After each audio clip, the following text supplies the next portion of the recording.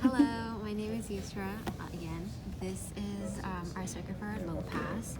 Here we have our input coming in. We have the 1 kilo ohm circuit, 1 kilo ohm resistor, connected to the input, and then we have it in series with a 560 resistor that in total our equivalent becomes around 1.5 kilo ohms. And then we have a capacitor that's connected back into ground. Then we have scope 1 on one side of the resistor connected to ground, as well as scope 2, which is also on either side of the capacitor. Hi, I'm Valerie. So as you look here, the amplitude shows 0. So then that means that the cutoff frequency would be at negative 3 dB, which if we look at the graph is around 100 kilo ohms. And then this graph down here shows the phase diagram.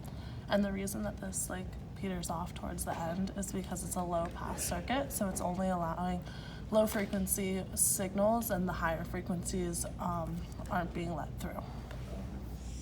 Another thing that we'll notice in this phase shift diagram is that the phase shifts around negative 60, which is about half of the whole entire phase, and that phase shift also occurs around the same 100 kilohertz cutoff frequency that we see from the negative 3 dB point on the plot. Okay, so this is our band pass circuit. We have the 8.2 kilo ohm resistor connected to the input, and then it's also connected to the inductor as well as the capacitor. The inductor and the capacitor are in parallel. They're both back connected to ground. We have a scope channeling the input, and then we have another channel, or the scope number 2, calculating the resonant frequency response.